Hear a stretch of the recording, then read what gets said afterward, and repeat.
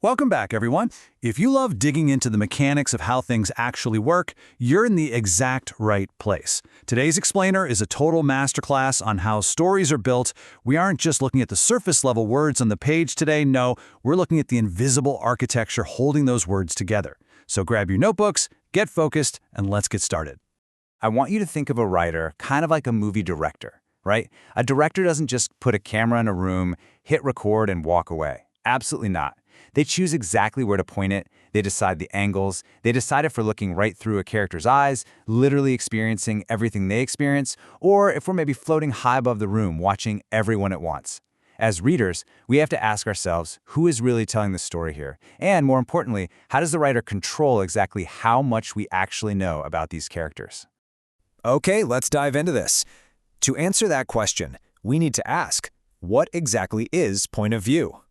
Well, it really all comes down to one core concept. It's the ultimate perspective filter in prose.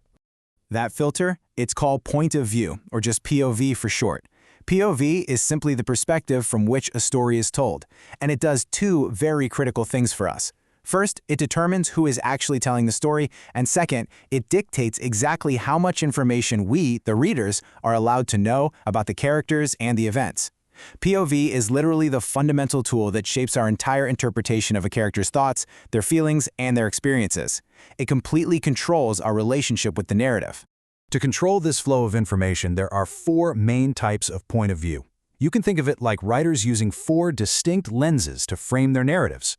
Let's look at each one of these lenses to see how they uniquely change our relationship with a story. Take a look at this passage. I was nervous on my first day of school. As I walked into the classroom, my hands trembled, and I wondered if I would make any friends. Notice how intimate and immediate that feels? It's like you're right there inside their head. That intimacy is the hallmark of first-person point of view. Through this lens, the narrator is actually a character inside the story. You can always spot it by looking for pronouns like I, me, my, we, and our. In our example, the writer deliberately used I and my to give us direct, unfiltered access to those deeply personal, trembling thoughts. We only know what they know. Now, let's shift gears completely. Read this next one with me. You enter the dark cave and hear strange noises. You wonder whether to continue or turn back. Suddenly, it feels like I'm talking directly to you, doesn't it? Now, what's really interesting about this slide is how it breaks the traditional boundary between the book and the reader. This is second-person point of view. The narrator speaks directly to the reader using the word you. It's incredibly effective because it forces you, the reader, to literally step into the story and become an active participant in the action. You aren't just observing the cave anymore. You are standing right in it.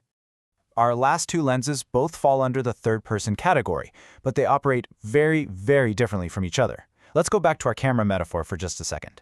Third-person limited is like a camera zooming in tightly on just one single person in a massive crowd. Third-person omniscient, on the other hand, that's like a drone camera panning way out high above, allowing us to see and understand absolutely everyone in the scene. Let's look at the zoomed-in camera first, the third-person limited. Maria looked at the test paper and felt anxious. She hoped she had studied enough to pass. The narrator uses pronouns like she, he, or they, but our camera is locked exclusively onto Maria. We only know her anxiety and her specific hopes. We have absolutely no idea what the person sitting right next to her is thinking.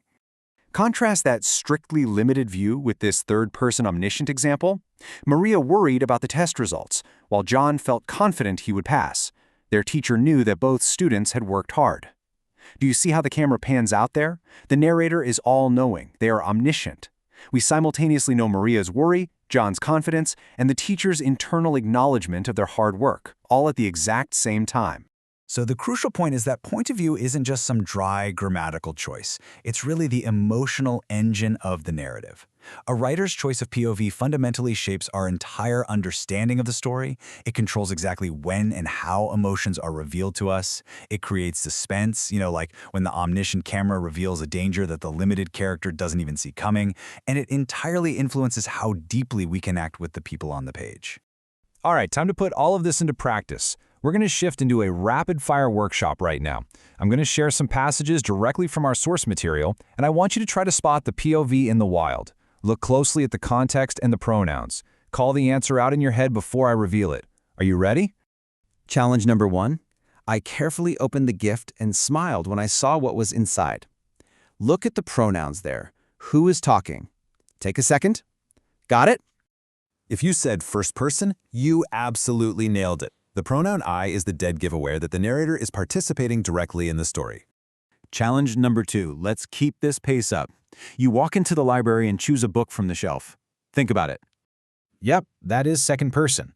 The direct use of you immediately pulls you, the reader, into the action of choosing that book. Let's move to and see how this builds with our third challenge. Anna felt excited about the trip, but her brother felt worried about the long journey. Whose internal emotions are exposed here? That is third-person omniscient. The narrator isn't a character in the story, but they clearly know the distinct internal feelings of both Anna and her brother. The camera has definitely panned out. Final challenge. Carlos stared at the stage. He felt nervous about giving his speech. Think about exactly where the camera is pointed for this one. And this brilliantly illustrates third-person limited. The narrator tells a story using he, but we are limited strictly to Carlos's internal perspective and his nervousness. We don't know what anyone else in the room is feeling. You've done a fantastic job decoding these lenses today. Let's wrap up with this final thought from our source materials enrichment question. I could hear my heart pounding as I stepped onto the stage. It's first person, of course, because of the I. But why does it actually matter? Well, it matters because it connects us instantly to raw, personal feelings and human experiences. The next time you read anything, don't just read the words on the page. Look for the lens. Ask yourself, who is controlling the camera, and what are they trying to make me feel? Keep analyzing, keep learning, and I'll catch you in the next explainer.